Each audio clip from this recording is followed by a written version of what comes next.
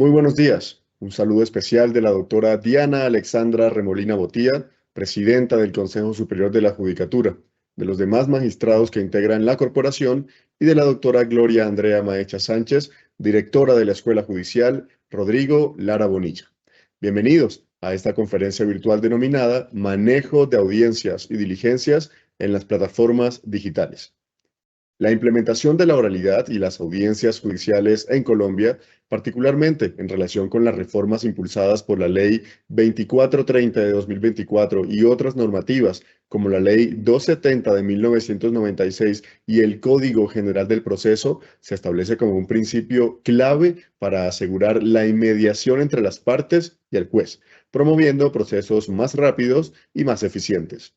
Se resalta que la audiencia como mecanismo permite una mayor participación de las partes, reduce los tiempos procesales y garantiza un acceso más efectivo a la justicia. Gracias al uso de tecnologías de la información y comunicaciones, las audiencias en entornos virtuales han facilitado el acceso a la justicia en zonas geográficas más apartadas. Sin embargo, se advierte que la presencialidad sigue siendo necesaria en casos específicos, especialmente para la práctica de pruebas complejas. Por último, se destaca la adopción del protocolo de audiencias en Colombia, que busca unificar las reglas y procedimientos tanto para audiencias presenciales como virtuales, garantizando principios fundamentales como el debido proceso, la publicidad y la igualdad.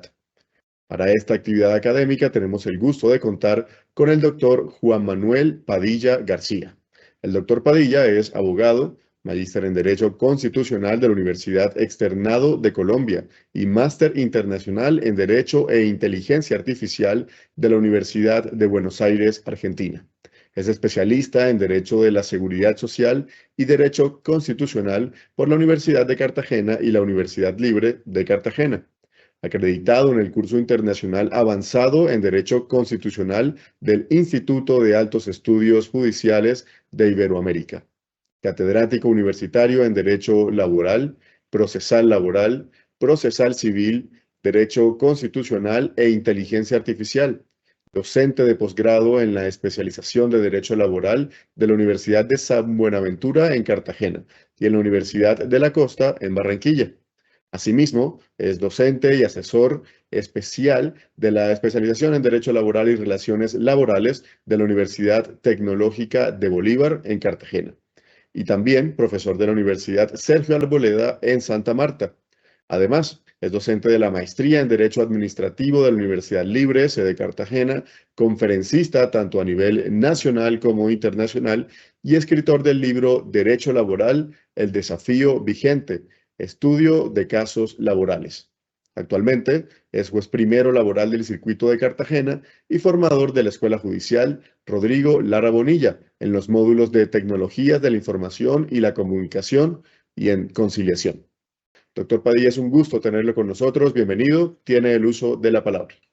Muchas gracias, doctor José Camilo Flores Rodríguez, profesional universitario de la Escuela Judicial Rodrigo Lara Bonilla, y aprovecho la oportunidad para extender un saludo a la doctora Gloria Andrea Maecha Sánchez, directora de nuestra Escuela Judicial Rodrigo Lara Bonilla, y por supuesto también a la doctora Diana Alexandra Remolina Botía, presidenta del Consejo Superior de la Judicatura. Desde luego también extiendo un saludo muy especial a todos los servidores y a todas las servidoras judiciales y demás personas que se han conectado el día de hoy a esta videoconferencia. Tenemos un tema muy especial, usted lo ha mencionado y creo que el nombre es llamativo, y es el manejo de las audiencias judiciales en ambientes virtuales. Sabemos hoy de primera mano que existen por lo menos dos insumos muy importantes, como son pronunciamientos de la Corte Constitucional, que más adelante vamos a ver, y por supuesto estamos estrenando reforma estatutaria de la Administración de Justicia, que por supuesto vamos a tocar en este tema, y desde luego vamos a mirar el impacto que ella tiene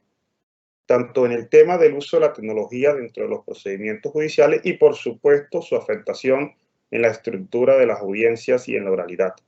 Voy a utilizar una presentación con la que pretendo acompañarlos en esta mañana con el objetivo de que sea un poco más dinámica nuestra presentación y por supuesto tenga el efecto de transmitir esas ideas que he venido preparando para ustedes. Lo que quiero entonces señalar con esto es que existirían como 3 escenarios en los cuales vamos a hablar en la mañana de hoy.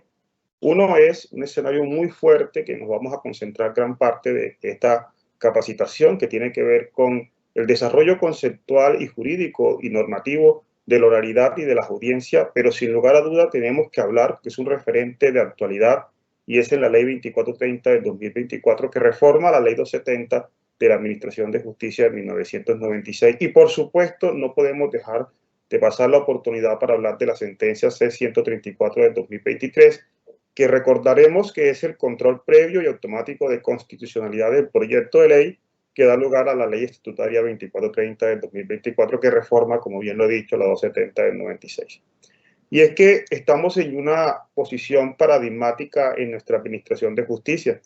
No podemos olvidar que nos encontramos desafiando grandes retos de adaptabilidad en materia de lo que se puede denominar en la transformación más importante que ha tenido la rama judicial en los últimos 200 años. Y es que colocando en perspectiva las cosas, tendríamos que decir lo siguiente, haciendo un poquito de referencia histórica a lo que ha ocurrido a partir del decreto 806 del 2020 y con la ley 2213 del 2022. Y si quisiéramos inclusive ir un poco más lejos, en el 2012 a la 1564, que es el Código General del Proceso, y si quisiéramos inclusive ir a la 1147 del 2011 o a la 527 del 99, tendríamos que decir que hay insumos normativos en Colombia que se vuelven desafiantes para la administración de justicia. Hoy, como lo muestra esta gráfica, el juez ya no puede ser una persona aislada nada más por los medios tecnológicos, sino que inclusive tiene que a partir de los medios tecnológicos proponer una forma de acercarse a la comunidad, a la sociedad. Y es que, como lo muestra esta gráfica, obsérvese hoy que desde un teléfono inteligente, un smart, de un teléfono con conexión a internet, un smartphone, podríamos verificar que hoy un abogado, inclusive un despacho judicial, puede tener acceso a toda la data y a la información que se requiere para que se entienda un poco el seguimiento a las actuaciones judiciales o inclusive participar en una audiencia o inclusive participar en un tipo de conferencia de capacitación como la que estamos ahora mismo presenciando. Y es que a través del uso de los teléfonos inteligentes y a través del uso del Internet vamos a tener acceso al expediente electrónico. Y hoy es una realidad porque sabemos nosotros que a partir de unos documentos COMPE que se han generado desde el año 2023, el más reciente, en el que se aprobó el crédito que le dio viabilidad a la implementación del expediente electrónico, por lo menos en los asuntos ordinarios laborales, y me estoy refiriendo a SIGUD. Hemos visto ya hoy que, por ejemplo, Cartagena y ciudades como Bogotá, Medellín y otras tantas ya han comenzado a implementar, quizás con algunas críticas en principio, y era apenas esperable, naturalmente, que esto se presentara, pero hemos comenzado a dar inicio a ese tan anhelado expediente electrónico que hoy es una realidad. Y lo digo porque por experiencia propia en Cartagena ya comenzamos desde el 1 de octubre en los asuntos laborales, en mi condición de juez laboral, a dar inicio nuevamente a este nuevo cambio que se nos viene. Entonces, no podemos negar que es una situación paradigmática porque venimos de asimilar unos cambios y esto requiere, por supuesto, que la cultura judicial y en especial la del servidor judicial sea la menos resistente, porque es el servidor judicial quien debe colocar el ejemplo para que estos programas, estos software puedan funcionar. Y es que, hablando de oralidad, tendríamos que decir entonces que esta tiene que tener un propósito constitucional dentro del procedimiento, porque la oralidad tiene que ser asumida dentro de un derecho útil. Y es que no menos cierto es que la 2430 del 2024 nuevamente reitera lo que había dicho la 270 del 96 y en especial en el año 2009 cuando se modifica la misma, de que en cada municipio del país debería existir por lo menos un juez. Pero es que no solamente es la presencia institucional lo que la ley prevé, como nuevamente se hace ahora con la 2430, sino que inclusive se anima al legislador desde el punto de vista del diseño de la estructura legislativa de la ley estatutaria, de que esos procedimientos que se tengan en cada uno de estos municipios, en cualquier rincón del país, sean en lo posible agotados en audiencia pública. Entonces, si usted observa el artículo 13 de la 2413, hoy en su redacción actual, lo que nos está mandando es un mensaje de que la audiencia y la oralidad tienen que estar conectadas con el propósito de que puedan servir para resolver problemas. Y es que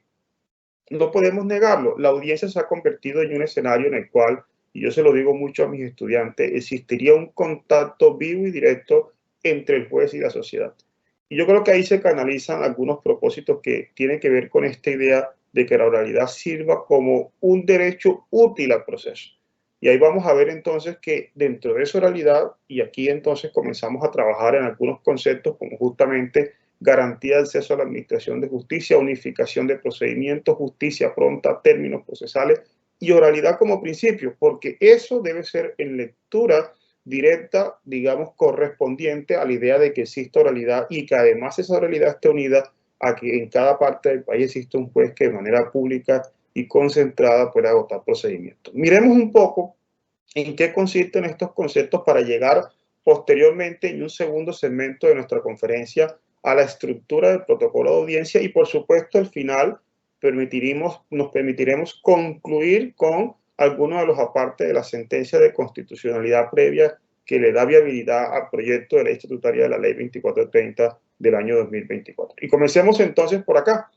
¿Qué es esto? ¿Qué es este tema del acceso a la administración de justicia como bandera de derecho útil o como utilidad al procedimiento? Y es que tendríamos que decir que esta es una garantía de la que hemos venido hablando en demasía, pero aún hoy se encuentran algunos debates muy serios en materia de acceso a la administración de justicia y esto colocado en perspectiva naturalmente con el manejo de audiencia en entornos tecnológicos. Porque naturalmente no es lo mismo hablar de acceso a la administración de justicia en población rural y en población urbana. Ustedes deben de conocer los datos de conectividad que tenemos hoy en Colombia, los más recientes, los últimos que se han medido en materia de conectividad urbana y en materia de conectividad rural. Y de verdad tenemos que mejorarlos porque solo el 20% de las personas en condición de acceso a Internet por áreas rurales pueden tener acceso posiblemente a este tipo de audiencias en entornos digitales o en entornos virtuales. En cambio, que en zonas urbanas estamos hablando entre alrededor del 60 y 74%.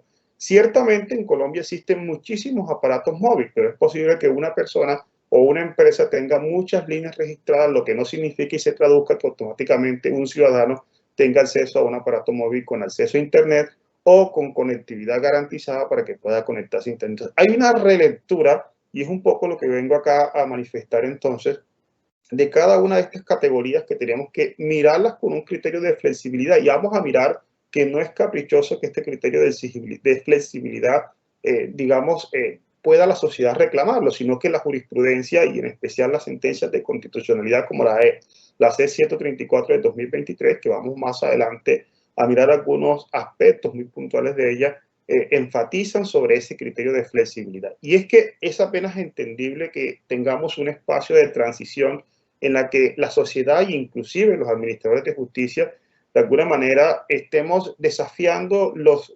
procesos de adaptación que requiere el tránsito entre una modalidad de audiencia estrictamente presencial y otras como hoy las conocemos híbridas o virtuales. Y ese tránsito debe ir entonces de la mano con una flexibilidad y yo creo que ahí hay una relectura del derecho de la garantía fundamental del acceso a la administración de justicia, porque este acceso de la administración de justicia tradicionalmente, como dice la gráfica, no se agota con la posibilidad real de que cualquier persona pueda presentar solicitudes o plantear sus pretensiones ante las respectivas instancias, sino que inclusive va más allá. Miren que tradicionalmente hemos entendido que es un goce efectivo de ese acceso a la administración de justicia en el sentido material. Es decir, que se garantice que con ese acceso va a haber igualdad de las partes, va a haber análisis importante, relevante de las pruebas, se llegue a la aplicación de la convencionalidad y de la constitución, de la ley, de la doctrina, y eso implica unos retos importantes ahora en materia de administración de justicia en entornos, vuelvo e insisto, y recalquemos esta idea, relectura de esta garantía en entornos virtuales. Yo creo que voy a tener que hacer una salvedad importante. Yo creo que estamos, y esto es cosecha propia, estamos en un momento histórico en materia de la construcción de una nueva realidad, si se me permite decir este término, una nueva realidad jurídico-procesal, en la cual la virtualidad, sin que nos veamos, sin que tomáramos tanta conciencia de esto, y creo que es el momento para hacerlo, o por lo menos para dejar el pensamiento crítico en quienes me estén escuchando, creo que lo que tiene que ver con virtualidad ha venido a realizar un replanteamiento orgánico, yo diría endógeno, de muchos de los conceptos que tradicionalmente caracterizan la administración de justicia y caracterizan la utilidad del proceso. Y justamente uno podía preguntarse solo a manera de ejemplificar esta duda que quisiera sembrar en el auditorio. ¿Es hoy exactamente igual, o digamos que representa exactamente lo mismo hoy hablar de acceso a la administración de justicia en tiempos virtuales que hace unos 7, 8 años atrás? Yo creo que la respuesta es apenas obvia. Si ustedes recordarán, en aquella oportunidad para que usted pudiera hacer una audiencia tenía que trasladarse directamente al despacho, no había ningún tipo de opción. Hoy, como lo vamos a ver con la sentencia C-134 e inclusive con el acuerdo reglamentario del protocolo de audiencia o inclusive haciendo una interpretación dinámica y de actualidad de las normas que regula el Código General del Proceso, tendríamos que decir que, por supuesto, las audiencias virtuales son hoy la regla general, salvo excepciones como la vamos a ver en el caso penal e inclusive con la posición reciente de la Corte Suprema de Justicia en sala penal, en la sala de instrucción de primera instancia, que también lo vamos a conversar acá. Pero hoy debemos decir entonces que hay un replanteamiento orgánico porque por regla general, y ya esto no tendría ninguna discusión, más adelante presentaré una diapositiva donde de alguna manera se cierra este debate en materia de autonomía que se le concede al juez para que pueda decidir cuál es el medio de la convocatoria de la diligencia, pero de antemano no tendríamos que plantear la idea que hoy las reglas generales son las audiencias, por lo menos excluyendo los asuntos de juicio oral penal, y con las salvedades que también pretendo más adelante señalar, hoy las reglas generales son las audiencias virtuales. Y eso implica, desde luego, un replanteamiento en esta garantía del acceso a la administración de justicia si observamos que la oralidad y la audiencia son justamente la puerta de ingreso a la valoración probatoria, porque generalmente en la audiencia es donde se desencadena el periodo probatorio y eso permite que se tomen las decisiones importantes del proceso. Pero también tendríamos que decir que hay un gran esfuerzo porque se unifiquen los procedimientos. Esta es una aspiración que siempre hemos tenido y hoy representa un desafío doble, porque ningún aparato judicial va a tener la capacidad de acertar en cuanto a cuál va a ser la herramienta de tecnología que de mejor manera garantice que ese acceso a la administración de justicia se pueda consolidar. Nosotros en la rama judicial lo hemos visto y lo hemos padecido. Hace no mucho veníamos de la transición de realizar las audiencias en algunos aplicativos que eran inclusive de tipo de orden comercial. Yo conocí muchos jueces que en su momento hicieron audiencia en la época de transición, digamos, primaria de las primeras normas del decreto 806 con inclusive, digamos, plataformas de reuniones que generalmente no garantizaban hoy estricta confidencialidad o reserva de datos o inclusive participación comunitaria como en efecto las tenemos hoy. Estamos en un proceso de construcción en la cual tenemos que de alguna manera entender que la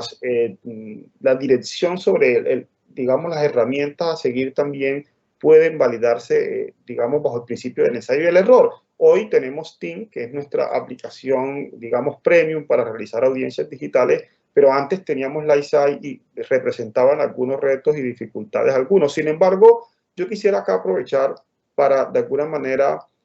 generar un espacio de reflexión pública a los abogados y a los estudiantes de Derecho, y es que he sido testigo de cómo el Consejo Superior de la Judicatura ha emprendido un esfuerzo muy importante para que los jueces se sintieran cómodos con las herramientas que finalmente se puedan utilizar para las audiencias. Yo recuerdo hace unos meses atrás hicimos mesas de trabajo digital en la cual probamos distintas plataformas para realizar audiencias. Ustedes no se alcanzan a imaginar cuántas reuniones tuvimos para lograr justamente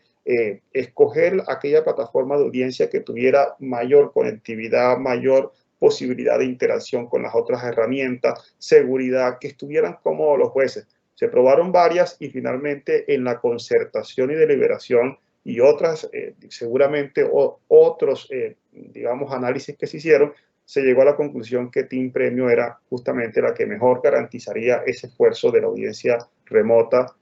y además permitiría consolidar derechos como el acceso a la administración de justicia y otros. Eso, digamos que hoy en materia de manejo de audiencias virtuales sigue siendo retante, porque digamos que solo la práctica va a convertir o va a tratar de asimilar que estas herramientas pudieran realmente funcionar. Yo recuerdo, y lo cuento de manera anécdota, que cuando estábamos probando Life Science Premium teníamos el problema de el compartir el expediente, y quizás en esto voy a tener que plantear alguna posición personal. Yo, cuando estamos en las audiencias, generalmente el abogado le dice al juez: señor juez, por favor, preséntele el expediente para un reconocimiento de firma, un reconocimiento de documento, digamos, al interrogado. Esto es muy normal que ocurra en el debate de la práctica del interrogatorio de parte. Naturalmente el juez tiene control del expediente, pero hoy tendríamos que decir que ese control del expediente que se predicaba en vigencia de una presencialidad absoluta ya no es tan orgánico como antes. Si se me permite decir, hoy el expediente es un poco más comunitario. Naturalmente quien podrá dictarlo será el juez, salvo excepciones, inclusive porque en expediente electrónico ni siquiera el juez lo puede editar. Curiosamente, cuando estamos en expediente electrónico, quien puede editar el expediente sería aquella persona que administre la plataforma, como ocurre hoy con Sigut, porque el juez no tendría ni siquiera permisos como sí los tenía en TIBA para poder hacer algún tipo de ediciones. Me refiero no a cambiar el contenido del documento, sino reorganizarlo administrativamente, como por ejemplo cargar o bajar un documento que se haya indicado por error o no en el expediente. Puede ser simplemente algo de ejemplo que puede servir. Lo que quiero significar con esto es que hoy, por ejemplo, en una práctica concreta, y con esto quisiera como ir ejemplificando algunos de los retos y algunas de las novedades que se pueden plantear dentro de la nueva dinámica del ejercicio de una audiencia en tiempos de virtualidad, uno tendría que decir al abogado: doctor, con mucho respeto, usted también tiene el expediente. El expediente se lo hemos compartido justamente al momento que le convocamos para la audiencia, y justamente usted conoce el expediente porque seguramente en cada providencia o seguramente desde el momento que lo notificamos le concedimos un link que tiene acceso a un OneDrive, y ese OneDrive se va actualizando automáticamente. Y yo creo que si usted como abogado tuviera control del expediente, ya naturalmente usted tendría que decir que el expediente no solo es de control exclusivo del juez. Por lo tanto, cuando se vaya a practicar algún tipo de prueba en la que se implique el reconocimiento o la observación de un documento como tal, el mismo abogado podrá compartirlo. Y eso permitiría que se dinamice más la diligencia y que el juez no se convierta, como curiosamente le digo a veces a los abogados, en un secretario de los asistentes a la audiencia, porque es justamente el abogado quien perfectamente conoce el documento. Lo que hemos visto en la práctica es que el abogado dice: ese documento sí, ese no, dele un poco más arriba, dele un poco más abajo. Qué bueno sería que ya tuviéramos la posibilidad de que el abogado se apropiara de su expediente digital o más adelante el expediente electrónico, y pudiera también hacer este ejercicio de compartir pantalla, que sería un ejercicio muy sencillo. Y yo creo que aquí hay que trabajar en esta pedagogía, porque hoy vemos que esto, sin lugar a duda, trae retrasos en la audiencia. Y además tendríamos un juez, con toda honestidad y con mucha humildad lo digo, tendríamos un juez haciendo cosas que no son del juez. Y además porque yo soy de los jueces que digo que el juez debe ir a la audiencia solo, no debe ir con ningún empleado. Entonces, y si tuviéramos un empleado para hacer eso, un sustanciador, un escribiente o cualquier otra persona que estuviera como empleado judicial acompañándonos, pues tendríamos que ser conscientes que es un recurso humano que perfectamente pudiera estar haciendo otra cosa de sustanciación para el despacho. En fin, lo que quiero entonces señalar es que la unificación del procedimiento no es sencilla. Pero esta idea también tenemos que unirla con el concepto de justicia pronta. Nosotros hemos venido tradicionalmente conociendo que la oralidad es una palabra que la hemos venido asociando a la celeridad. Nosotros hemos oralizado, si se me permite entre comillas decir esta palabra, con el propósito de que la justicia sea pronta. Esto naturalmente representa yo creo que desafíos ya sin que se involucren los asuntos tecnológicos, porque hoy tenemos la crisis de algunas especialidades como en la justicia ordinaria, la justicia penal, que a pesar de que está oralizada, esto entre comillas,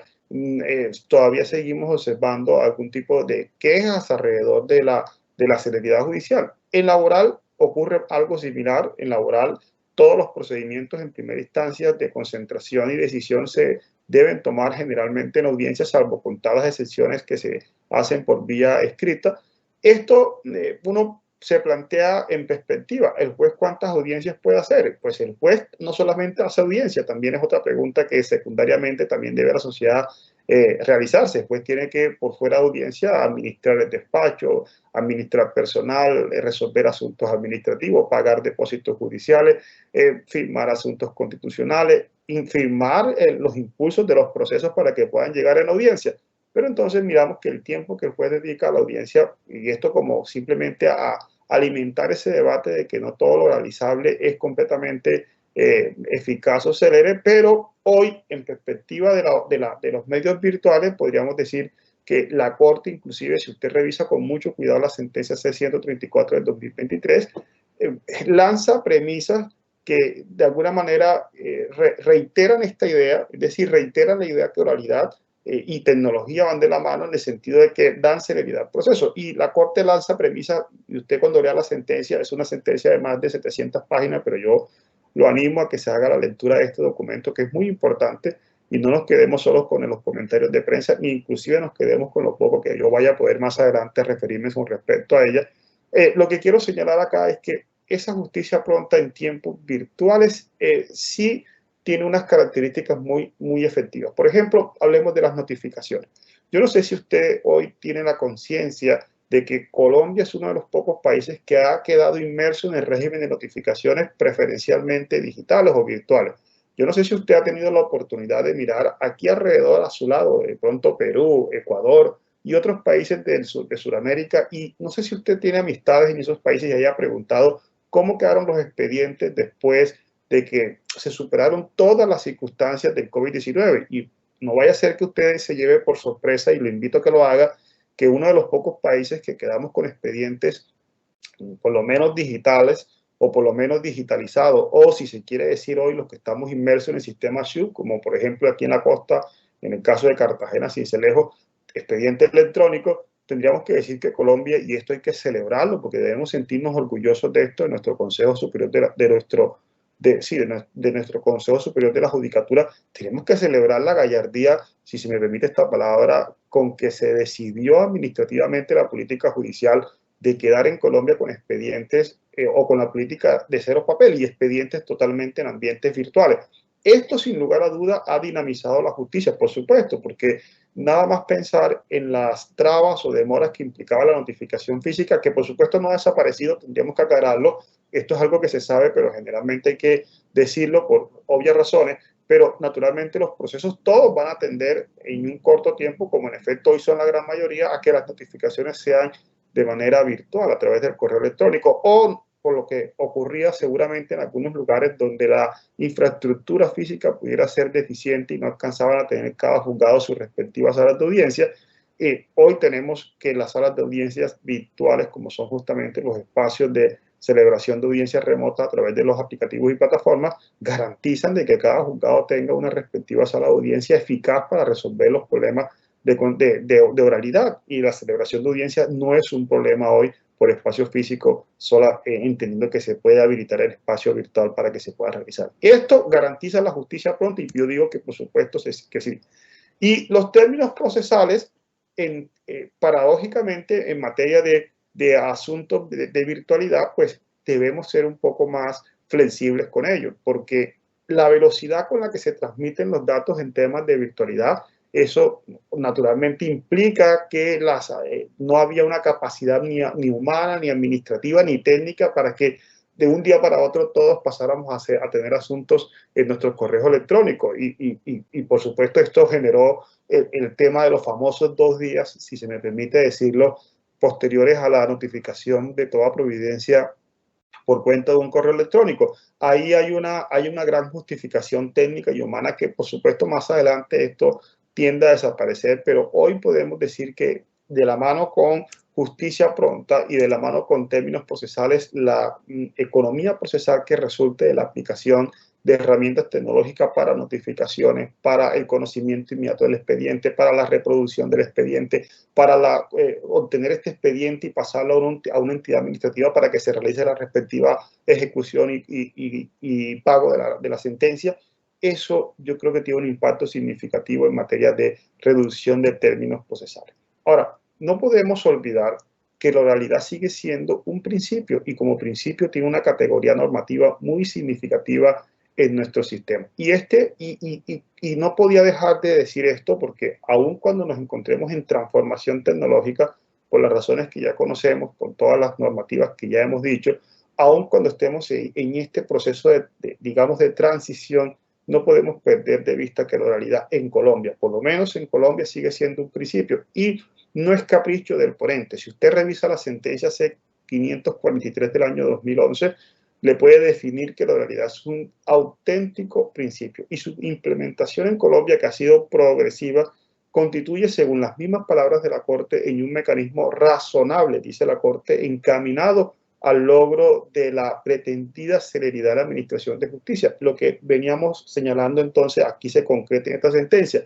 Y hay otras características de la oralidad o consecuencias de la oralidad que van de la mano con ella, como por ejemplo podría ser el favorecer la inmediación, acercar después a las partes, generar condiciones que propicien la simplificación de los trámites y de los procedimientos.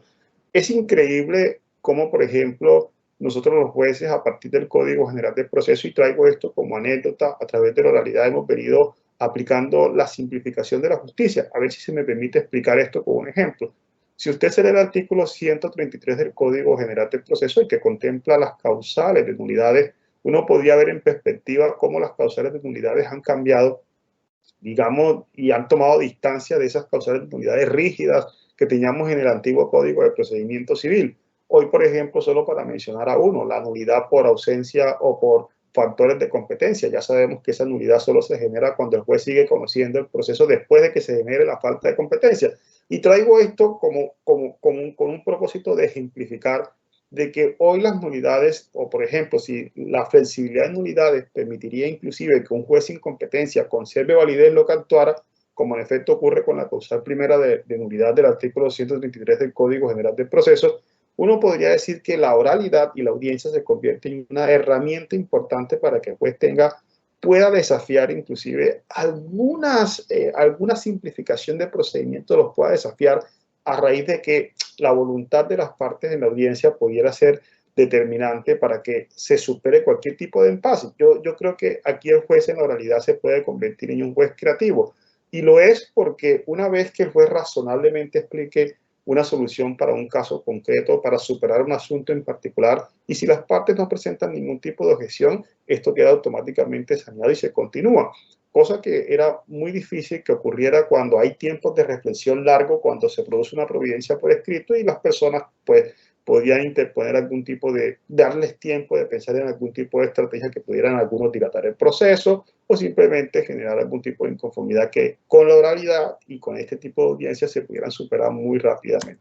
Y al tener la oralidad como principio, uno tendría que preguntarse ese principio dónde encaja, y encaja dentro de esta idea de oralidad y neoconstitucionalismo. Y paso muy rápido por acá porque esto es un tema para una conferencia completamente diferente, pero pasa la idea de un neoconstitucionalismo que nos permite a nosotros redefinir, de aquí creo que voy cerrando mi primera parte, porque nos trataría de redefinir entonces cuál es esa idea, digamos, si se quiere decir, moral o conceptualización del derecho que tendríamos que tener para un caso concreto. Y creo que estamos en perspectiva, y en esto quiero ir como colocando, digamos, aportes de mi propia cosecha. Creo que esa oralidad y ese neoconstitucionalismo nos permitirá a nosotros, como lo permite el propio neoconstitucionalismo, crear nuestra propia verdad del derecho, es decir, crear nuestra propia idea de lo que es derecho en este nuevo contexto. Y yo creo que estamos, y lo he dicho y creo que es la tercera vez que lo voy a repetir, como estamos en un proceso de transformación, estamos también en una oportunidad de oro importante para redefinir los alcances de algunas categorías normativas que caben dentro de ese neoconstitucionalismo. Recordemos que para los que manejan este tema, el neoconstitucionalismo permite nuevamente que la moral ingrese al derecho, pero no cualquier moral, sino la moral que sea compartida colectivamente por el grupo social. En este caso, los que hemos venido trabajando en materia de justicia en entornos virtuales, sabemos perfectamente que hay una redefinición de algunas categorías normativas y que esta sociedad, esta nueva sociedad, este nuevo derecho, esta nueva cultura jurídica tiene que darle alcance diferente a algunos conceptos que tradicionalmente han definido las categorías normativas del proceso. Pero pasando así de mano con esto, tendríamos que decir que antes de estas versiones preliminares que acabo de señalar, tendríamos que hacer nuevamente énfasis, y lo decía el doctor José al momento de su introducción, en lo que tendríamos inclusive en el mismo Código General del Proceso. En el Código General del Proceso hay unos criterios orientadores muy importantes en materia de acceso a la administración de justicia, pero que inclusive también de situaciones que se pueden presentar dentro de las audiencias. Yo voy aquí a comentar algunas de ellas porque tienen que tener interés o son relevantes para el desarrollo de audiencias, ya sea híbridas, presenciales o virtuales. Y permítanme ir rápidamente con esto. Por lo tanto, el Código General de Procesos reitera nuevamente esta garantía del acceso a la administración de justicia,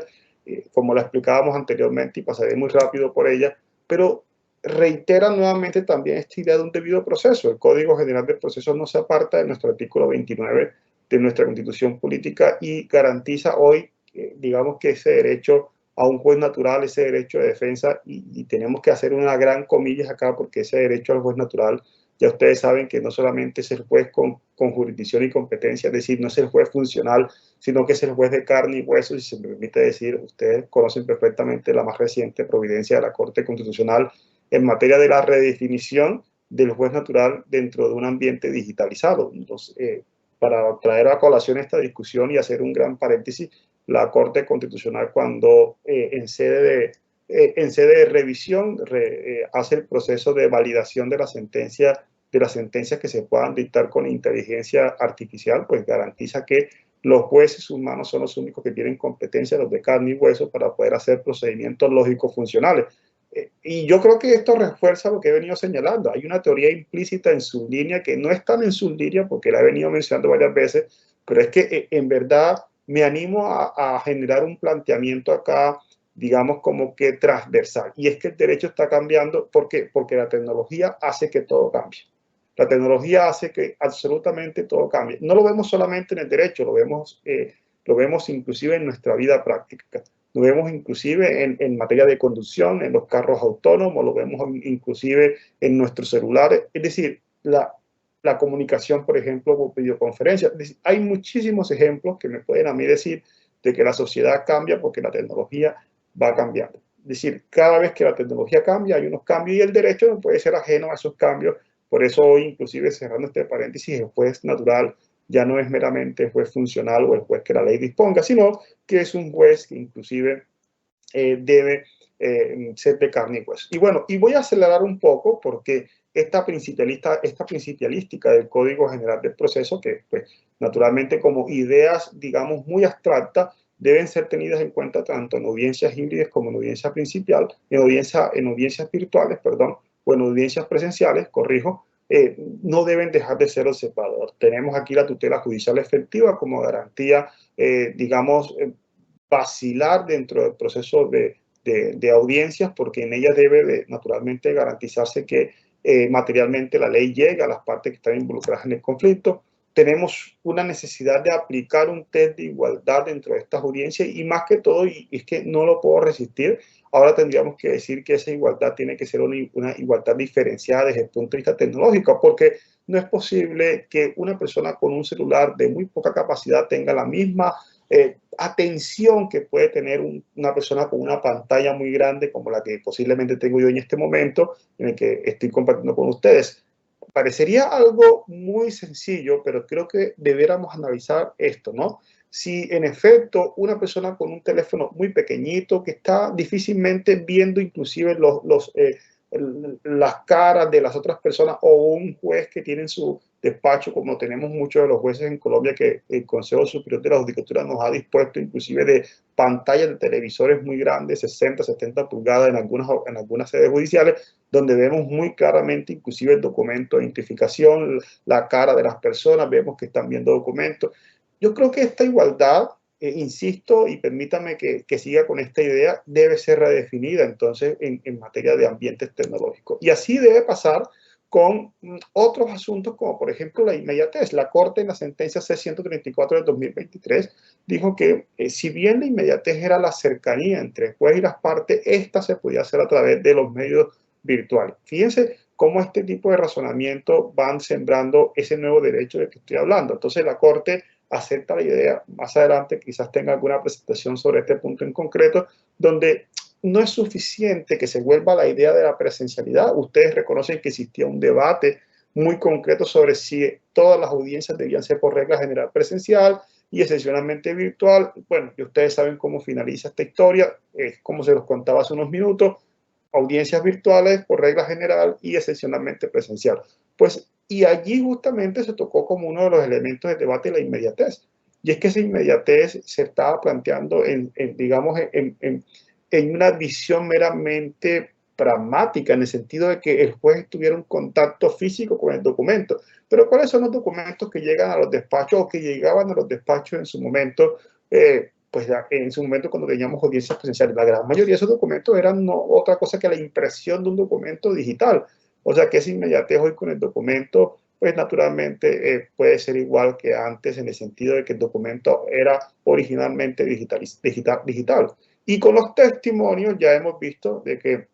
la misma Corte en la sentencia C-134 del 2023 acepta la idea de que la prueba testimonial perfectamente se puede recibir a través de medios tecnológicos y que no se afecta el grado de inmediatez. Bueno, y lo que podríamos también decir es que la publicidad está hoy, al día de hoy, en audiencias digitales y virtuales también en una redefinición, porque naturalmente no era lo mismo que usted tocara la puerta de una salón de audiencia y preguntara si puede entrar, hoy a tener que tener un proceso de tener un link público. Creo que en esto debiéramos ir construyendo un poco más si se me permite hacer un poco más como de conciencia exactamente cómo queda el principio de publicidad, porque los medios de comunicación, los estudiantes de derecho o los abogados interesados pudieran tener algún tipo de interés en este tipo de audiencias virtuales públicas, pero los jueces tenemos muchas dudas si detrás de un usuario que se denomine espectador o que se denomine simplemente visitante o se denomine de cualquier forma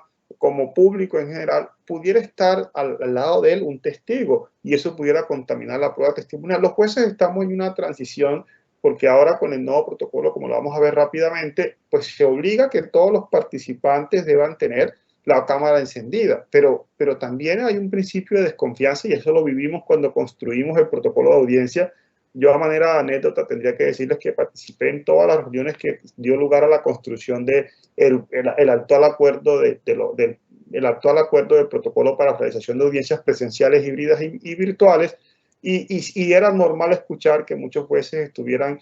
tratando de que en el acuerdo quedaran reglamentaciones producto de la desconfianza. Yo tendría que señalar que existen dos principios muy importantes dentro de los asuntos virtuales que nunca pueden escapar al raciocinio de cualquier tipo de reglamentación. Uno es la buena fe y el otro es el principio de equivalencia funcional. Siempre tengamos esos dos principios en mente para que podamos de alguna manera crear normativas o adaptar algún tipo de protocolo que sea estandarizado y no parta de la desconfianza, sino que parta de esas dos ideas, de buena fe y principio de equivalencia procesal. Obviamente el principio de legalidad, y este va a ser muy importante porque uno se preguntaría, ¿a quién le aplicamos el acuerdo? ¿Y a quién le aplicamos lo que dice ahora la sentencia C-134 del 2024, del 2023? Yo creo que en este punto ya tenemos un antecedente muy importante de la Corte Suprema de Justicia en Sala de Casación Penal y es un poco haciendo referencia al artículo 640 de la Ley 1564 del 2012 cuando se refiere a la modificación de la Ley 153 de 1887, señalando que las formas como se decretaron las pruebas antes de la entrada en vigencia de la 2430 pues deben concluirse porque así lo dice la ley, es decir, principio de continuidad en las formas como se practicaron o en la forma como se decretaron las pruebas, así se deben de practicar. Pero eso, ¿qué tiene que ver con la legalidad? Pues naturalmente que las personas esperaban que sus pruebas fueran virtuales, perdón, las partes esperaban que sus pruebas fueran virtuales y así debería entonces practicarse y estoy muy de acuerdo, como vamos a concluir viendo la posición de la Corte Suprema de Justicia en Sala de Casación Penal. Y por supuesto,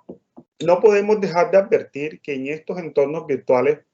los enfoques diferenciales, tanto el enfoque étnico como el enfoque diferencial de género, cobran una nueva relevancia, sobre todo porque en este tipo de enfoques aún estamos en proceso de construcción de cuáles deben ser los parámetros a seguir por los jueces en materia de enfoques diferenciales. Para nadie es un secreto que nuestra comisión de género, nuestra comisión institucional de género en la rama judicial, viene haciendo una labor muy importante en dinamizar lo que se puede denominar como la pedagogía en materia del test o de la lista de chequeos de enfoque de género dentro de nuestra providencia judicial, teniendo en cuenta que es una sociedad que se ha caracterizado por un machismo que se ha visto proyectado en la administración de justicia, y no solamente en hombres jueces, sino inclusive en el pensamiento de juezas que han de alguna manera sido un poco estereotipados en sus valoraciones probatorias y han generado comportamientos machistas. Estos enfoques me parece importante tenerlos en cuenta ahora con lo que voy a denominar, y esta es una idea también de mi propia cosecha, lo que creo que se va a denominar, y tenemos que hablar de esto, lo que es el enfoque tecnológico. El enfoque tecnológico debe ingresar en esa, digamos, en esa carrera de la idea del enfoque diferencial y del enfoque étnico. Esta idea la recojo de un colega de la rama judicial, el doctor Jean-Paul Vázquez, un magistrado del Tribunal Administrativo de Bolívar, que me ha sembrado esta idea, si podemos hablar también en Colombia, de un enfoque diferencial basado en aspectos tecnológicos. Y yo creo, estoy de acuerdo con él y he venido estudiando y investigando que sí debemos desarrollar algún tipo de enfoque diferencial en ese sentido, porque eso complementaría el principio de igualdad en cuanto a reconocer de que no todos estamos en la misma condición frente al sistema judicial ahora en ambientes virtuales. Ahora, pasando al acuerdo 12185 del 2024, este acuerdo es un acuerdo en el que nos encontramos en constante pedagogía. Los jueces de la República, cada vez que compartimos un link para conectarse a una audiencia, lo que hacemos es que junto con el link, junto con el expediente, estamos mandando el acuerdo. Tenemos la sospecha de que lastimosamente no todos los abogados nos están leyendo el acuerdo, y yo lo entiendo, los abogados están muy preocupados e inclusive algunos estarían, por decirlo de alguna manera, tensionados antes de ingresar a una audiencia, y cuando se les envía el link del acuerdo, cuando se les envía el link con el enlace para conectarse al expediente y para conectarse a la audiencia, y además se le envía un acuerdo, yo estoy seguro que el acuerdo va a ser lo último que ese abogado va a leer, porque seguramente está más pendiente en muchas cosas, ¿no? Un abogado tiene que estar pendiente que sus testigos se conecten, tiene que estar pendiente que el testigo esté disponible, que cuente con buena señal, y pues obviamente yo creo que en buena hora este tipo de conferencia, también dirigida a los abogados, permitirían, si me permiten, focalizar la atención en algunos puntos de este acuerdo. Y yo creo que esta es mi segunda parte ya de la conferencia, y con esto me quedaría pendiente solo una última parte para llegar a unas 3 ideas, un segmento de 3 ideas con las que voy a cerrar. Entonces, este acuerdo voy a definir en él los objetivos, los deberes, las prohibiciones, la preparación y la convocatoria y los lineamientos especiales, y en eso me voy a detener un poco, de las audiencias virtuales. Miren que de alguna manera el acuerdo tiene un mandato tipo principio que me gustaría a mí, reconocer. Primero, como deberes generales, el acuerdo dice lo siguiente, y esto es importante para los sujetos procesales: mantener la cámara encendida cuando la participación sea virtual. ¿Qué lucha tenemos los jueces para que inclusive los abogados prendan la cámara? Pero peor aún, ¿qué lucha la que tienen algunos jueces cuando que tienen algunos abogados cuando su juez apaga la cámara? Nosotros los jueces estamos en el deber inclusive los funcionarios que se conectan con los jueces, estamos en el deber de tener las cámaras encendidas. La transparencia también comienza como el ejemplo que debe tener ese juez y ese funcionario que se conecta apoyando al juez para tener esas cámaras encendidas. Mire, usar un atuendo que honre la solemnidad y el respeto a las formalidades de audiencia. Y esto tiene que ser algo que los abogados tienen que comunicárselo a sus clientes, a sus testigos. No podemos estar recibiendo en las audiencias personas que se encuentren con atuendos que no honren la solemnidad de la audiencia. Hacer uso del medio establecido o disponible para solicitar la palabra, levantar la mano, no usar el micrófono cuando no se debe usar, o mantenerlo inclusive en silencio hasta que después se lo autorice, como en efecto dice el protocolo. Mantener un espacio libre de contaminación sonora. Es que estas son reglas básicas, pero son unas reglas que redefinen cómo son los espacios ahora, no, digamos, en tiempos de justicia remota, de justicia virtual. Y miren que hay unos deberes especiales. Y estos son inclusive, yo creo que pueden ser unas reglas de buena conducta, si me lo permiten. Por ejemplo, estar conectado 15 minutos antes. Esto permite que usted esté un poco más tranquilo, que esté menos apresurado, que esté más relajado, ubicado con su cámara, hace la posibilidad de la prueba del micrófono. Pero también es una obligación para el despacho estar conectado 15 minutos antes. No tiene que ser el juez.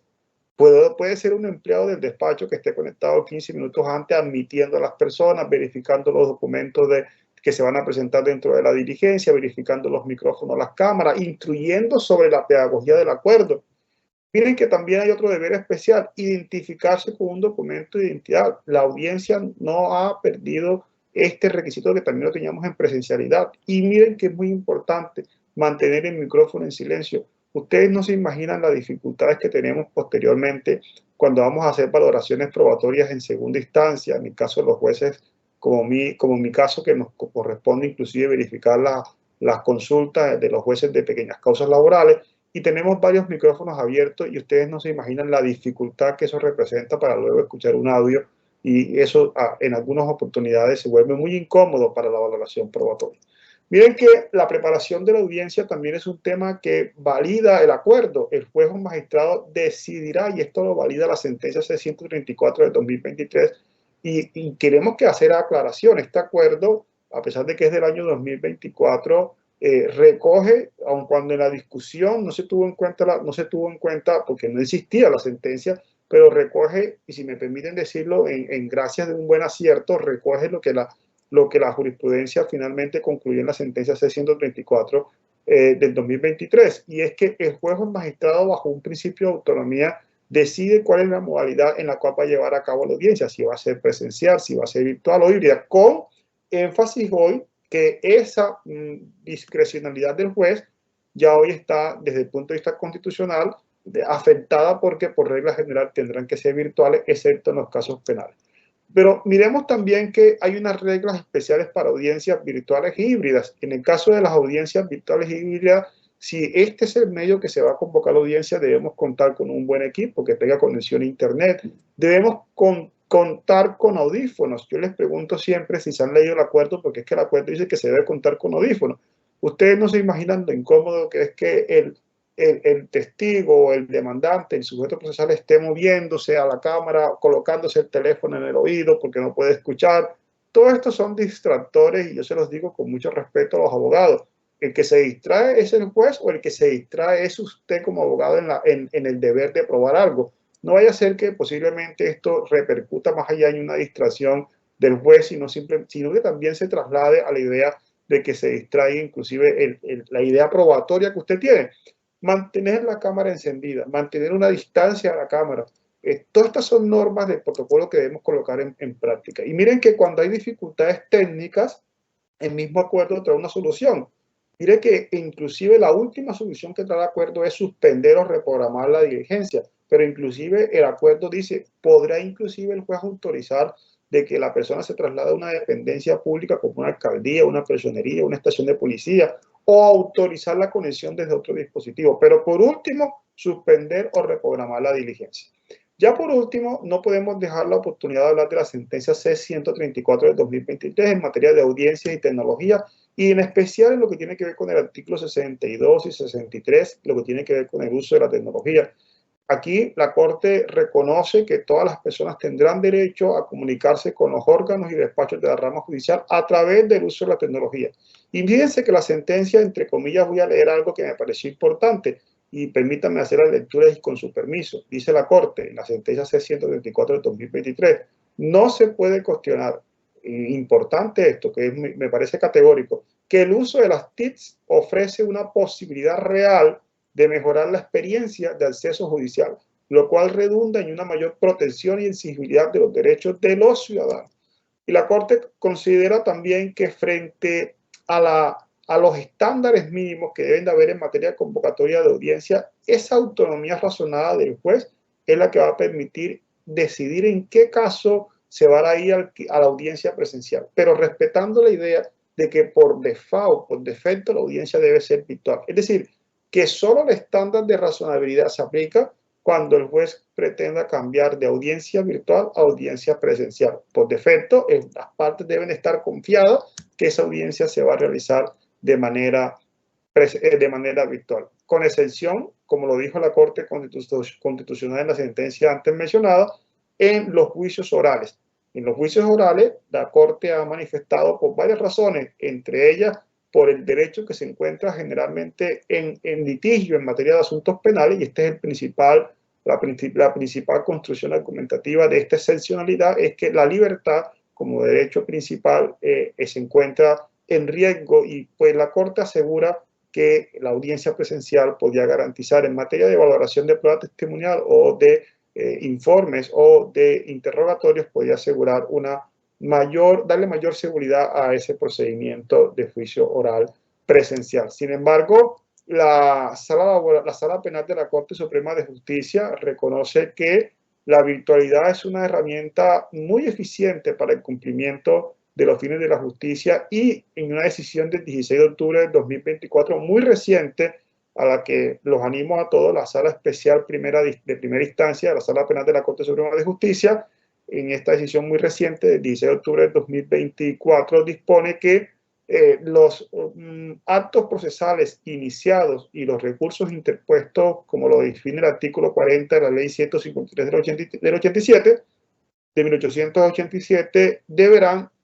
seguirse o deberán continuarse de acuerdo con los procedimientos que fueron decretados. Es decir, si el testimonio o las pruebas, los interrogatorios fueron decretados antes de que se publicara la Ley 2430 del 2020, que es la gran mayoría de audiencias que se van a celebrar seguramente este año y gran parte del año pasado, siguiendo esta línea de pensamiento de la Sala Especial de Primera Instancia de la Corte Suprema de Justicia, ellos deberían entonces, por principio de legalidad, pues que así fue como fueron decretados, bajo esas reglas fueron decretados por principio de legalidad, deberían entonces decretarse y deberían practicarse, corrijo, de manera virtual, aún en juicio oral. Esa es mi aporte en el día de hoy. Aquí les dejo un código QR para que puedan descargar, como puedan ver las diapositivas que acabo de presentar. Quien quiera hacer uso de ellas las puede obtener a través de este código QR. Yo le doy las gracias y con esto concluyo mi intervención en el día de hoy. Doctor José Camilo Flores, le devuelvo el uso de la palabra, muy amable. Muchas gracias, doctor Juan Manuel. Muchas gracias por su presentación, y con esto pasamos entonces al apartado de preguntas. La primera de ellas, hecha a través de nuestro chat, es la siguiente. ¿Por cuánto tiempo se puede compartir el expediente digital? Gracias, doctor José Camilo. Nosotros hoy estamos trabajando, digamos, con varias plataformas al mismo tiempo. Y la realidad del país es que dependiendo si usted como abogado litigante o como usuario se encuentra en jurisdicción contenciosa o en jurisdicción ordinaria, la respuesta va a ser diferente. En el caso concreto de los links que se comparten para aquellos expedientes que aún se encuentran almacenados en OneDrive, la configuración de OneDrive que se recomienda es que ese link tenga una duración temporal. Y esa duración temporal podrá estar a criterio de quien comparta el link. Y esta es la gran mayoría de, digamos, de expedientes a los que se puedan tener acceso el día de hoy. Pero hoy es importante también conocer que sistemas como Sigut, que justamente están en práctica ya en Cartagena, en Bogotá, en Medellín, en Sincelejo, en Riohacha, y otras ciudades que de pronto se me escapan ahora, en la página de Sigut podrán verificar en cuáles distritos judiciales ya está en aplicación esta normativa. Estas aplicaciones tienen una particularidad, y es que usted se registra, se loguea, y al loguearse usted tiene un usuario y una clave de acceso que le permite tener acceso a sus expedientes en cualquier momento. No hay ningún límite de tiempo. Entonces, yo le contestaría, doctor José, que en perspectiva a un futuro casi que inmediato, los abogados van a estar logueados y van a tener acceso 24/7, si se me permite, a sus expedientes, en tanto que estos expedientes serán electrónicos. Pero hoy, digamos que si reconocemos las implicaciones técnicas que tiene compartir un expediente como OneDrive con un archivo, con un link permanente, eso genera unas cargas técnicas para nuestras bases de datos, pero es posible que se haga. Entonces dependerá, en el caso del OneDrive, de la configuración que plantee el administrador de esa base de datos, pero quisiera responder esta pregunta y quedarme con esta idea de un futuro muy cercano que ya los tenemos en práctica en materia de expediente electrónico. También lo tiene el portal de tierra de la Jurisdicción Especial de Tierra, de la Jurisdicción de Restitución de Tierra. También tienen portal electrónico, portal web electrónico con estas características similares, en el sentido de que hay usuario y hay contraseña para que usted pueda tener como abogado o como usuario acceso permanente al respectivo expediente. Y esa sería como una posible aproximación a esa respuesta, doctor José Camilo. Muchas gracias, doctor Juan Manuel. Vamos con la segunda. Me permito leerle dos preguntas que van en un mismo sentido. La primera de ellas, ¿cuáles son las consecuencias de no cumplir con lo establecido en el acuerdo 12.185? Por ejemplo, si un testigo llega en camiseta a presentar su declaración. Y la segunda, cuando se habla de atuendo adecuado para la audiencia exigido a los apoderados en circuitos donde las condiciones climáticas afectan el vestuario, por ejemplo, en lugares muy calurosos y húmedos, ¿cómo se podría definir un atuendo adecuado? Maravillosa pregunta, doctor José Camilo, porque nos permite inmiscuirnos en esta idea que planteaba de manera muy somera entre la redefinición conceptual de algunas garantías que tenemos en el derecho y a partir de esta inmersión en un derecho neoconstitucional. Yo les decía en la presentación que si nos permitiríamos inmiscuirnos en el neoconstitucionalismo, regresa nuevamente la moral y al derecho en esa división que tradicionalmente teníamos cuando estábamos hablando de positivismo, pero hoy en neoconstitucionalismo esa moral se redefine por lo que entendamos como sociedad en esta microsociedad, lo que redefinamos como aceptable o no aceptable en esta sociedad. A ver, ¿y por qué digo esto? Porque naturalmente hay otro criterio que también debe ser tenido en cuenta y lo trae la sentencia C-134 del 2023 y tiene que ver con la idea de una flexibilidad como criterio. Yo creo que esa flexibilidad nos coloca en perspectiva y por eso fue importante que también esta conferencia arrancara un poco por hablar de la idea del derecho útil y de los propósitos que están inmersos dentro de la idea de la oralidad y la idea de los principios de acceso a la administración de justicia, tutela efectiva y todos los demás que expliqué. No tiene ningún sentido que este protocolo se convierta en una barrera de acceso a la administración de justicia. Y lo voy a decir de manera franca, este protocolo no se puede convertir en una barrera de acceso a la administración de justicia. Este protocolo entra en funcionamiento para darle flexibilidad, pero también para colocar algunas reglas de juego que permitan que las audiencias se puedan realizar de una manera, de la mejor manera, si se me permite decir esto. Pero nunca se debe convertir en una barrera de acceso a la administración de justicia. Digo esto porque si el acuerdo plantea que inclusive podrán haber fallas técnicas, vamos a tratar de que por analogía esta pregunta se responda con lo que el acuerdo sí reglamenta. El acuerdo dice, cuando haya fallas técnicas, cuando el aparato electrónico no le sirva al audífono, no le sirva a la cámara, ¿qué dice el acuerdo? El acuerdo dice que el juez autorizará otro dispositivo electrónico. Y si eso no fuera suficiente, ordenará que una entidad pública como una alcaldía, una estación de policía, una personería, atienda a esta persona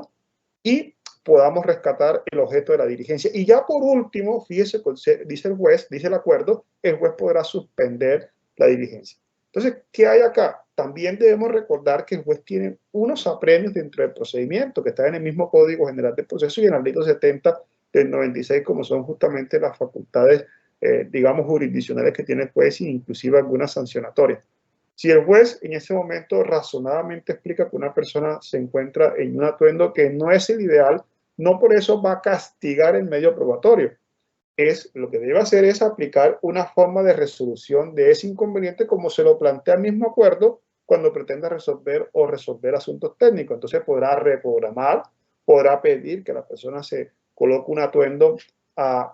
y tendrá que ser específico el atuendo que deberá tener, podrá pedir de que se ubique en un mejor espacio, podrá pedir que se cambie de dispositivo, podrá pedir de que asista a una estación de policía, a una personería. Es decir,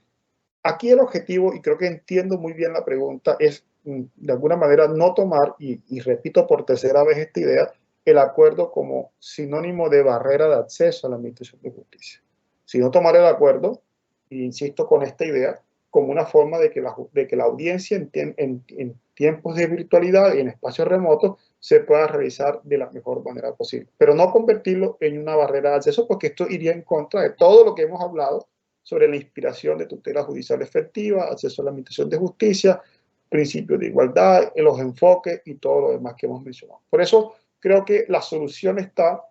como a ese juez se le da mucha autonomía, inclusive para poder cambiar la modalidad de la audiencia. Fíjense, doctor José Camilo, que el juez podía inclusive razonadamente cambiar la modalidad, la modalidad de la audiencia que fue convocada. ¿Y lo hace bajo qué? Bajo ese principio de razonabilidad que la Corte le confía, en ese criterio de autonomía que los jueces tienen. Y ahí creo que, como ocurría en las audiencias presenciales, los jueces podían dar un espacio de tiempo para que se corrijan este tipo de situaciones.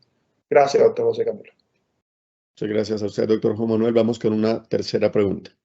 ¿Cómo puede asegurarse que la red de Internet de cualquiera de las partes en realidad es débil y nula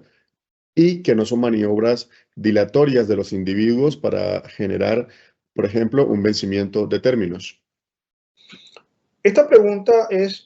bastante usual cuando estamos conversando estos temas porque muchas de estas inquietudes se plantean bajo la idea de la mala fe. Y yo lo entiendo, doctor José Camilo, porque estamos acostumbrados en cierta medida a generar interrogantes bajo un poco la suspicacia de que se utilicen ideas que bajo el principio de buena fe pudieran ser muy bien razonadas,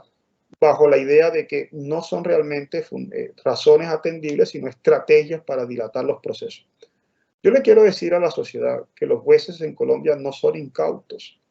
Yo le quiero manifestar a los abogados que los jueces en Colombia, inclusive muchos de ellos han sido litigantes,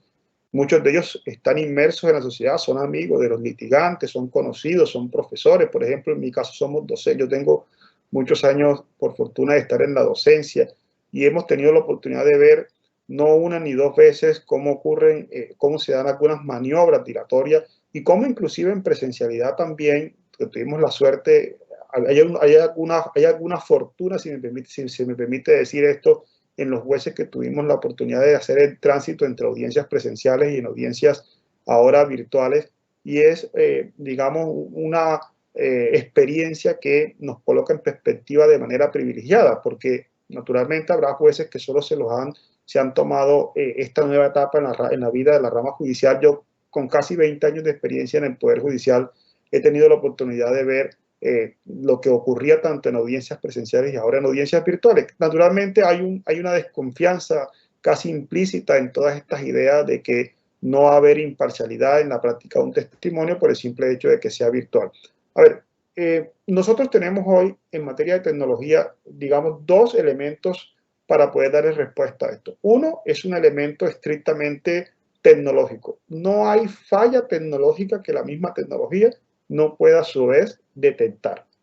Lo que sucede es que no todos tenemos las herramientas y no todos los abogados lo saben, pero yo puedo saber hoy con una aplicación, doctor José Camilo, si su conexión es fuerte o es débil, porque su conexión puede que tenga algunos bits de carga o de descarga y eso no es una información que sea confidencial ni que sea única. Yo puedo saber exactamente dónde está conectado usted, yo puedo saber exactamente dónde está georreferenciado usted en este momento y tenemos herramientas para hacerlo. Lo que sucede es que estamos en una etapa de transición y no todos los jueces ni tenemos la formación ni tenemos las herramientas y inclusive en el Consejo Superior de la Judicatura también estamos hoy, porque esta es una transformación que nos toca a todos. Aquí nadie ha nacido aprendido y todos estamos en proceso de formalizar nuestros conocimientos y de ponerlos en práctica para el servicio de la justicia, pero estamos en ese proceso. Yo podía hoy saber desde un diagnóstico, de hecho tenemos la experiencia con los correos electrónicos, es que no me llegó el correo electrónico, nada más que le pidamos a la mesa técnica que a través de Sendón nos certifique exactamente la trazabilidad del correo electrónico y ese es un ejercicio que demora inclusive horas, en menos de media hora, porque eso ya está hecho, eso no tiene que hacerlo nadie, la misma máquina tiene ese respaldo y esos backups de lo que se llaman, un término que es completamente novedoso, con lo que se llaman metadatos. En esa metadata uno puede verificar exactamente cuál es la intensidad de su señal en este justo momento y cuál fue qué fue lo que generó la desconexión. Si fue que usted se desconectó por falla técnica o se desconectó inclusive por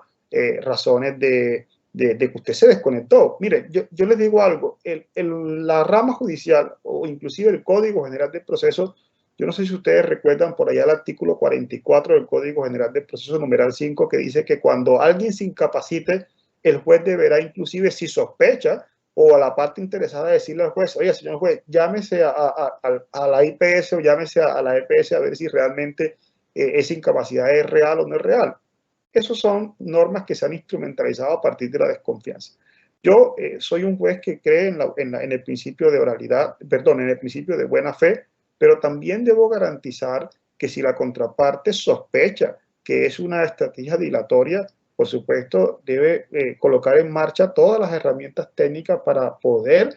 señalar si es una estrategia dilatoria. Y ya sabemos que, por ejemplo, en penal, cuando la demora, o más bien en el caso de los vencimientos de términos sean por culpa atribuida a la parte, y ya sabe, y podríamos hacer esta búsqueda técnica si lo que se generó la falta de conexión no fue atribuible a un tema de falla técnica, sino una falla, o más bien a un acto deliberado humano, pues ahí hay una respuesta que puede servir para acrecentar este debate. Pero insisto, esta conferencia y todo lo que yo planteo, lo planteo en principio de buena fe, en principio de que el argumento sea sostenible bajo la idea de buena fe. Si una persona me dice no tengo señal, yo tengo que creerle, pero no me resisto, y esto debe también quedar claro, que si la contraparte duda de esto, habría todas las herramientas técnicas en tecnología, que esto es algo muy importante que las personas deben de tener conciencia, y es que en materia de tecnología no hay nada que no pueda a su vez verificarse. Todo en tecnología puede ser verificado. Entonces, digamos que, doctor José Camilo, la respuesta a esto es un poco más técnica y compleja, pero si estamos frente a un escenario como este, de seguro habrá herramientas desde el punto de vista si me permiten hacer esto como una arqueología técnica, de que esto se pueda revisar. Muchas gracias, doctor Juan Manuel. Vamos con una última pregunta. ¿Qué tan viable es la seguridad jurídica a la hora del interrogatorio en el caso de un testigo protegido? No, esto me parece excelente, porque inclusive es uno de los ejemplos que la Corte Constitucional en la sentencia C-134 del 2023 coloca como excepcionalidad en el caso penal, para que inclusive el juez, aun cuando el medio de prueba se haya decretado en vigencia de la 2430, es decir, que no se acuda a la idea del pensamiento jurisprudencial que tiene la Sala Primera de Instrucción de la Sala Penal de la Corte Suprema de Justicia, como ya lo habíamos mencionado anteriormente, puede inclusive hacerse. Y es que el juez podría, al día de hoy, en casos penales, en casos de juicios orales penales, aún con pruebas que hayan sido recientemente decretadas, me estoy refiriendo a decretadas este mismo mes antes de la ingreso de la vigencia de la 2430, dice que, a manera de ejemplo, la Corte, inclusive este ejemplo lo coloca la misma sentencia de la Corte, dice: un testigo protegido, para garantizar la vida de este testigo protegido, es factible, insiste la Corte, que el juez opte porque se vuelva a hacer la audiencia, o se haga la audiencia de manera virtual, aun cuando por regla constitucional debería hacerse presencial. Y esto me recuerda mucho al famoso caso, si se me permite el espacio, y amplío unos 2 minuticos más, al famoso caso en el que Robert Alessi planteaba la idea de que en Europa, en Alemania, perdón, eran obligatorios los juicios públicos, pero había un sujeto procesal a quien los juicios públicos le generaban mucho temor y se colocaba en riesgo su vida. Entonces, aquí tenemos que hacer un poco de ese mismo esfuerzo que llamaba Alessi la ponderación de los efectos, de los efectos adversos. Cuando la ponderación de los efectos adversos resulte perjudicial a un derecho superior, a un principio, a una protección de garantía superior como la vida, deberá hacerse una ponderación con efectos adversos, en el sentido de que preferimos mejor la vida que la regla procesal. En este caso, preferimos la seguridad de una persona que se encuentre en estas condiciones como testigo protegido, antes que la metodología de la audiencia presencial. Ese ejemplo, y muy buena la pregunta, la sentencia lo trae. Y este ejemplo puede servir, me permito ampliar un minuto más, para que inclusive los jueces no pierdan la autonomía de decidir en qué caso, aun cuando la prueba haya sido decretada con posterioridad a la entrada en vigencia de la 2430 de 2024, puedan optar, ya sea a petición de parte o inclusive de oficio, a que, siendo la audiencia presencial, es decir, estando él, el juez, en el despacho, o cualquier otro sujeto procesal, algún otro medio probatorio, ya sea por enfermedad, por interés de seguridad, porque se encuentre en el extranjero, porque haga parte de justicia transicional y se encuentre en una cárcel, pueda optar entonces por una audiencia virtual como excepcionalidad. Es decir, dentro de los asuntos penales, la regla general es audiencia presencial, salvo contadas excepciones podrá ser virtual. ¿Y quién lo decide? pues digamos, recordando un poco a él si esa ponderación razonada de los efectos adversos que pueda el juez indicar en la decisión que motiva la convocatoria de esa diligencia. Gracias, doctor José Camilo. Queremos expresar nuestro agradecimiento especial al doctor Juan Manuel Padilla García por su generosa intervención.